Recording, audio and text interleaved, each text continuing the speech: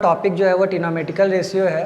ठीक है, ये सीबीएसई में क्लास 10th में है और आईसीएसई में क्लास 9 में है। तो सबसे पहले ये पढ़ते हैं कि ट्रिग्नोमेट्रिकल रेशियो कहाँ पे यूज़ होता है। तो ये जो है ट्रिग्नोमेट्री का पार्ट है। ट्रिग्नोमेट्री तब होगा जब एक राइट एंगल ट्रायंगल होगा। ये जो है एक राइट एंगल ट्रायंगल का होना मस्ट है ट्रिग्नोमेट्री में। ये जैसे 90 डिग्री है, ठीक है, ये ए बी और सी हुआ। तो 90 डिग्री ट्रायंगल जब भी इस्तेमाल होता है तो इसमें पाइथागोरस थ्योरम अप्लाई होता है, जो ये फॉर्मूला होता है h square is equal to P square plus B square. तो ये जो फॉर्मूला है ये ट्रिग्नोमेट्री के सब पार्ट में यूज़ होगा। अब इसमें h का मतलब क्या होता है, ये जो 90 डिग्री है, ये 90 डिग्री के सामने वाला को हम लोग h बोलते हैं। और नॉर्मल पाइथागोरस थ्योरम में इसको p इसको b बोलते हैं, या ये p ये b होता है। बट ट्रिग्नोमेट्री में जब हम एंगल को मेंशन करते हैं, जैसे अगर यहाँ पे एंगल c अगर हम मेंशन कर रहे हैं तो ये पार्ट हम लोग का p हो जाएगा और ये पार्ट हम लोग का b हो जाएगा।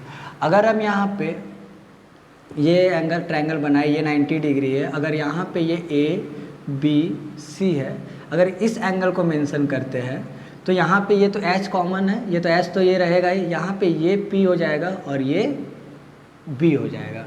ठीक है, मतलब जो परपेंडिकुलर है और बेस है वो एंगल पे डिपेंड करता है कौन सा एंगल हम लोग ले रहे हैं। अगर एंगल C ले रहे हैं तो ये परपेंडिकुलर ये बेस हो जाएगा, और एंगल यहाँ पे एंगल A लिए तो ये परपेंडिकुलर ये बेस हो जाएगा।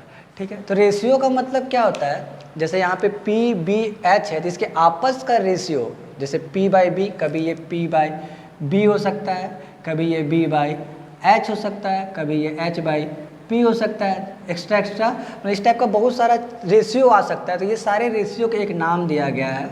सबसे पहले हम लोग लेते हैं, अगर ये P बाई B H है, P बाई H है, तो इस रेशियो का नाम दिया गया है साइन थीटा।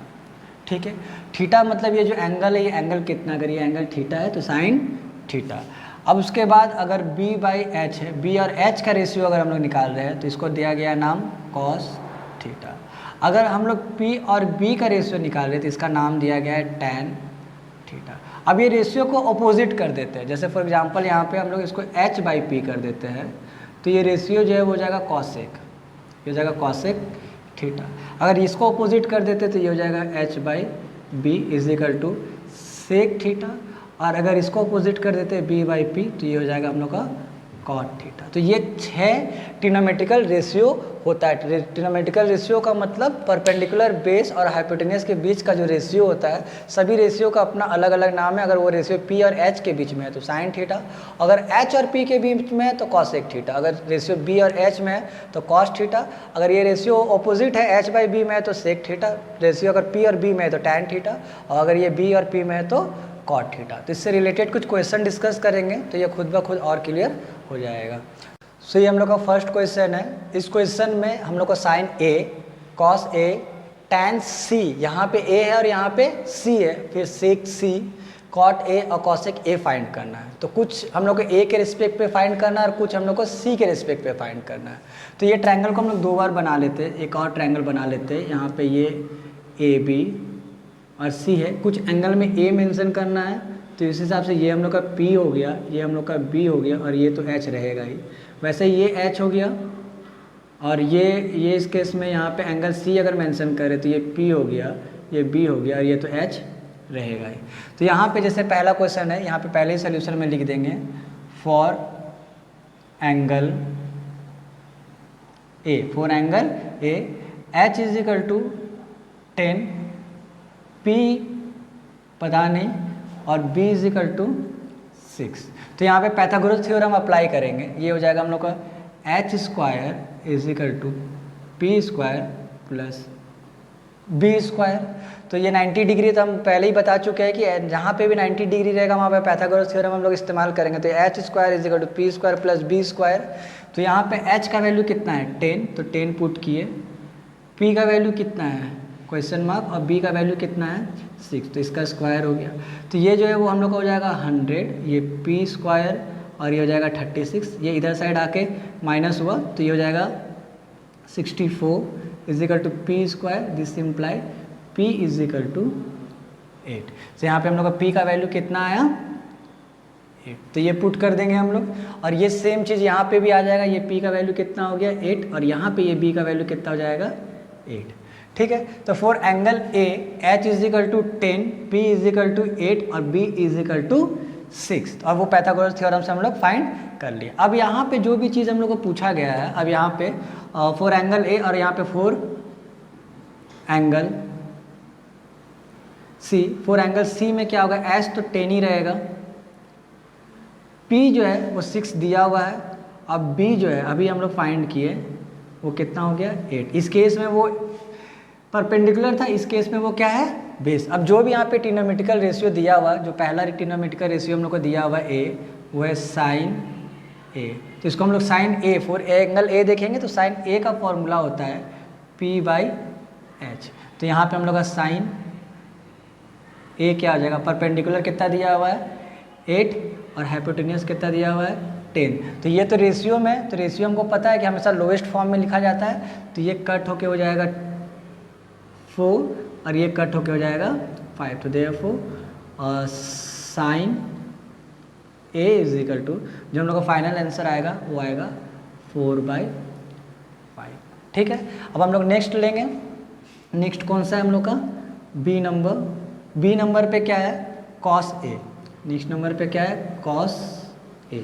तो कॉस ए में भी एंगल ए के लिए देखेंगे तो एंगल ए जो है उसमें कॉस ए का फॉर्मूला होता है बी बाई एच। तो कॉस बी बाई एच, तो बी का वैल्यू है 6, बी का वैल्यू है 6 और एच का वैल्यू है 10, एच का वैल्यू है 10। तो ये दोनों कट होगा, ये 3 बार में, ये 5 बार में। तो कॉस ए का जो वैल्यू आ रहा है वो कितना आ रहा है 3/5। अब हम लोग सी नंबर लेंगे। सी नंबर में क्या दिया हुआ है tan सी, सी नंबर में क्या दिया हुआ है tan सी। तो tan सी का फॉर्मूला होता है P बाई बी, बट यहाँ एंगल सी है तो हम लोग एंगल सी के लिए देखेंगे। एंगल सी में P का वैल्यू है 6 और B का वैल्यू है 8। अगर ये एंगल A के लिए होता तो यहाँ पे P का वैल्यू होता है 8 और B का वैल्यू होता है 6, बट यहाँ पे किस एंगल के रेस्पेक्ट पे देखा जा रहा है एंगल C, मतलब इस वाले ट्रायंगल में। तो यहाँ P का वैल्यू 6 और B का वैल्यू 8। तो यहाँ पे हम लोग क्या पुट करेंगे 6/8। तो ये सो कट करेगा तो इसका आंसर हो जाएगा 3 और इसका आंसर हो जाएगा 4।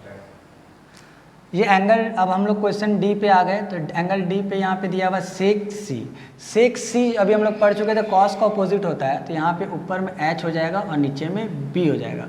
तो ये एंगल सी के लिए देखना था, एंगल सी के लिए ये है। तो यहाँ पे एच का वैल्यू तो 10 है और बी का वैल्यू कितना है 8। तो इसका आंसर हो जाएगा 10/8। ये कट होगा तो ये हो जाएगा 5/4। ठीक है। उसके बाद आता है ई में हम लोग का कॉट ए है, कॉट ए का रेशियो होता है बी बाई पी। तो हम लोग को फिर एंगल ए के लिए देखना है। तो एंगल ए के लिए कौन सा ट्रायंगल है ये वाला। तो एंगल ए में जो है वो बी का वैल्यू है 8 और पी का वैल्यू है 6। तो यहाँ पे हो जाएगा 8/6। तो इसका आंसर हो जाएगा 4/3। अब लास्ट है जो एफ, इसमें दिया हुआ है cosec A is equal to, cosec जो था साइन का अपोजिट होता है तो ये h/p हो जाएगा। तो h कितना दिया हुआ है 10 और p कितना दिया हुआ है, यहाँ कौन सा एंगल को देख रहे हैं ए एंगल को देख रहे हैं। तो ये वाला ट्रायंगल देखेंगे तो कॉसेक का h का वैल्यू है 10 और p का वैल्यू कितना है 6। तो ये हो जाएगा 10/6। तो इसका आंसर हो जाएगा 5/3। तो ये पहला क्वेश्चन हम लोग का सॉल्व हुआ है। अब नेक्स्ट क्वेश्चन पे चलते हैं। सो ये हम लोग का सेकेंड क्वेश्चन है। सेकेंड क्वेश्चन में वेरिएबल दिया हुआ है। जैसे पिछले क्वेश्चन में नंबर दिया हुआ था 10, 6, 8, इस क्वेश्चन में वेरिएबल दिया हुआ है। तो इसको कैसे सॉल्व करेंगे, इसमें 2 साइड दिया हुआ है, थर्ड साइड नहीं दिया, मतलब हम लोग का हाइपोटेन्यूस मिसिंग है। तो सबसे पहले हम लोग सोल्यूशन में वो थर्ड साइड पता करेंगे। तो यहाँ पे in triangle ABC h² is equal to p² plus b²। अब ये जो 90 डिग्री इधर साइड PAB या ये PAB ले, कोई फर्क नहीं पड़ता, हम लोग को तो h फाइंड करना है। तो सबसे पहले यहाँ पे क्या करेंगे, एक का वैल्यू b² बिठा देंगे, एक का वैल्यू हम लोग c² बिठा देंगे। तो h² is equal to, h को हटाएंगे तो इधर साइड रूट में आ जाएगा b² प्लस c²। मतलब ये जो वैल्यू हम लोग को आ रहा है वो क्या आ जा रहा है c² प्लस b²। तो इसमें जब हम लोग को फाइंड करना है तो क्या फाइंड करना है, सबसे पहला क्वेश्चन क्या है tan b। tan b का मतलब हो गया कि ये जो ट्रायंगल है इसमें ये एंगल को मेंशन करना है। तो ये एंगल को अगर हम मेंशन करेंगे तो ये जो पार्ट है ये हम लोग का b हो जाएगा और ये जो पार्ट है ये पार्ट हम लोग का p हो जाएगा। और h तो फिक्स है हम लोग का कि h ये होगा। तो अब इसमें ये एंगल के रिस्पेक्ट पे हम लोग को देखना है। तो यहाँ tan b is equal to p/b होता है फॉर्मूला। तो p इस केस में क्या है P इस केस में है हम लोग का AC, तो यहाँ पे हम लोग लिखेंगे AC बाई B क्या है AB, तो इसका वैल्यू कितना दिया है, इसका वैल्यू दिया हुआ है B और इसका वैल्यू दिया हुआ है C, तो therefore tan B is equal to answer हो जाएगा B बाई C। ठीक है, अब नेक्स्ट क्वेश्चन में क्या है, बी नंबर पे दिया हुआ है tan C, बी नंबर पे दिया हुआ है tan C, तो ये सेम ट्रायंगल में, अब सेम ट्रायंगल में जैसे ये वैल्यू आया हुआ है C, ये वैल्यू दिया हुआ है B और ये root C square plus B square है, तो इस केस में अगर यहाँ पे ये A, ये B और ये C है, अगर tan C यानी कि इस एंगल का बात किया जा रहा है, तो ये तो 90 डिग्री है, तो ये हम लोग का B हो जाएगा, ये हम लोग का P हो जाएगा और ये हम लोग का H है। तो इस केस में P का वैल्यू tan C में भी tan C का फॉर्मूला क्या आता है, tan C is equal to P by B, तो P इस केस में क्या हो जाएगा ये, यानी कि A बाई B और ये क्या हो जाएगा AC, तो हम लोग का tan C का वैल्यू क्या हो जाएगा, tan C का वैल्यू हम लोग का हो जाएगा AB कितना दिया हुआ है, AB is equal to C और AC is equal to B, तो इसका वैल्यू C बाई B हो जाएगा। जो हम लोग फाइंड किया वो कहीं पे काम नहीं आया क्योंकि tan A और tan C पूछा था, अगर ये हम लोग का साइन पूछा होता, अगर ये हम लोग का साइन, ये आंसर इस क्वेश्चन का आ गया, हम बता रहे कि अगर हम लोग का इस क्वेश्चन में साइन B या साइन C पूछा होता तो इस केस में हम लोग को काम आता, क्योंकि साइन B का जो फॉर्मूला था वो होता P बाई H, तो P बाई H मतलब P का वैल्यू, B के केस में अगर हम देखेंगे तो P का वैल्यू है B और H का वैल्यू क्या है, root under C square plus B square या B square plus C square, कुछ भी हम लोग लिख सकते हैं, तो ये इसका फाइनल आंसर आता है। तो ये क्वेश्चन हम लोग डिस्कस कर लिए, अब अगले हम लोग थर्ड क्वेश्चन की तरफ चलते हैं। सो ये क्वेश्चन नंबर थर्ड है, इसमें दो अलग अलग ट्रायंगल है, एक ADC है और एक ABC है। इस दोनों ट्रायंगल में कॉमन क्या है, ये AC, ये दोनों का हाइपोटेनियस जो है वो कॉमन दिया हुआ है। तो ये क्वेश्चन को हम लोग कैसे सोच के बनाएंगे, ये ट्रायंगल अगर देखिए तो इसमें एक दिया हुआ साइड, दो साइड मिसिंग है, तो दो फाइंड करना तो मुश्किल है।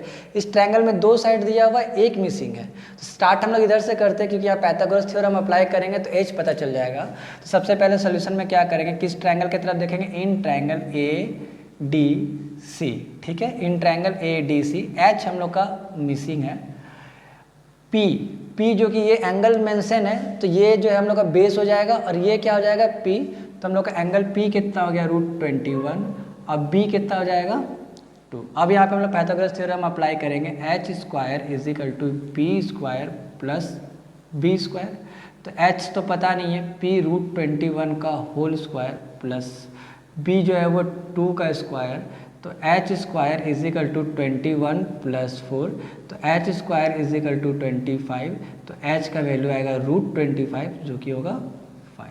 ठीक है, ये हम लोग का प्लस माइनस 5 आएगा, बट ये एक ट्रायंगल का साइड है तो हम लोग हमेशा पॉजिटिव लेना, इसलिए हम लोग H is equal to direct 5 लिखेंगे। यहाँ पे हम लोग H का वैल्यू क्या हो गया 5, तो ये जो है AC जो है वो हम लोग का 5 आ गया।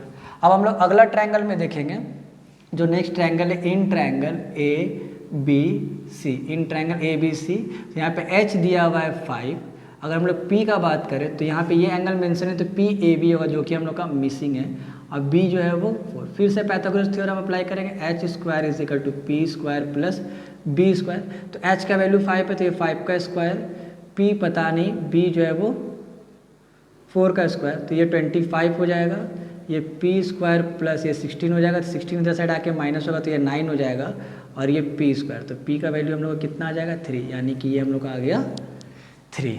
ठीक है, ये जो P का वैल्यू है वो हम लोग का 3 आ चुका है। अब ये सारा साइड हम लोग को पता चल चुका है, तो ये जो क्वेश्चन दिया हुआ है A, B और C, इसको हम लोग एक एक करके अब फाइंड करेंगे। ठीक है, सो अब ये सारा साइड हम लोग को पता चल चुका है, ट्रायंगल ADC का भी और ABC का भी सारा साइड पता चल चुका है। तो हम लोग क्वेश्चन पे आते हैं, जैसे यहाँ पे पहला क्वेश्चन जो दिया हुआ है वो है साइन थीटा, तो साइन थीटा, तो साइन का मतलब ही होता है P बाई H, साइन का मतलब क्या होता है P बाई H। अब थीटा है तो कौन सा ट्रायंगल का बात हो रहा है, ये ट्रायंगल का बात हो रहा है, क्योंकि फाई जो है वो तो इस ट्रायंगल में, तो थीटा किस ट्रायंगल में, इस ट्रायंगल में, तो इस ट्रायंगल का बात हो रहा है। तो इस ट्रायंगल में अगर हम ध्यान से देखेंगे तो P जो है वो AB है, P हम लोग का कितना है AB, और H कितना है AC, तो sine theta is equal to AB कितना है 3 और AC कितना है 5। अब नेक्स्ट क्वेश्चन को हम लोग देखें तो यहाँ पे दिया हुआ है cos 5, तो फाई का अगर देखेंगे तो ये इस ट्रायंगल का बात हो रहा है ADC, तो इसका फॉर्मूला ही होता है B/H। तो इस ट्रायंगल में जो B है वो क्या है AD, वो ट्रायंगल में B क्या है AD, और H जो है वो तो कॉमन ही है, वो है हम लोग का AC।